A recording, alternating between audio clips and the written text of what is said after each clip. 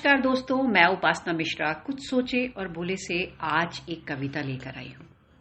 कविता जिसका शीर्षक है सुलग रही है दुनिया और प्रकृति सिसकियां ले रही है।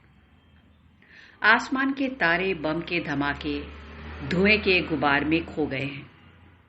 आसमान के तारे बम के धमाके धुएं के गुबार में खो गए हैं। चांद सहम कर छुप गया है। मिट्टी रक्त से नहाकर लाल हो गई है। नदियों का पानी रक्त मिश्रित होकर बह रहा है।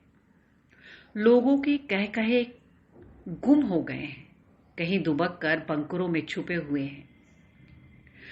चारों तरफ बम धमाकों की आवाजें, बजते हुए सायरन और बंकरों में छुपे हुए लोग अपनी चलती हुई सांस को सुनकर ये एहसास कर रहे हैं कि वे जिंदा है।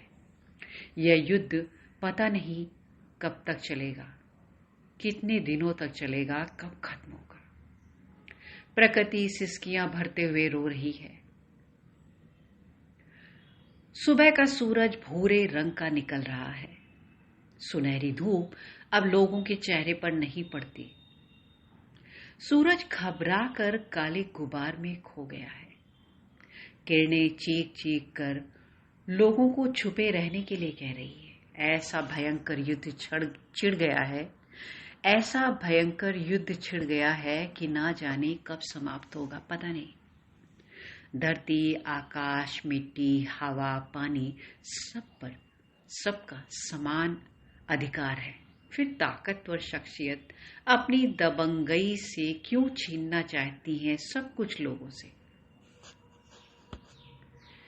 ये जो युद्ध चल रहा है, मैं उसी की बात कर रही हूँ। पहले रशिया और यूक्रेन के बीच जो युद्ध शुरू हुआ था वो तो खत्म ही नहीं हुआ। दो और मुल्क इसी संघर्ष में शामिल हो गए हैं, गाजा और इजराइल।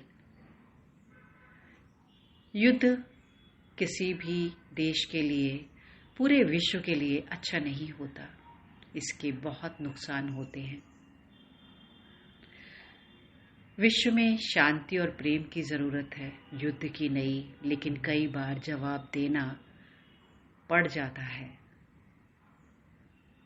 धन्यवाद।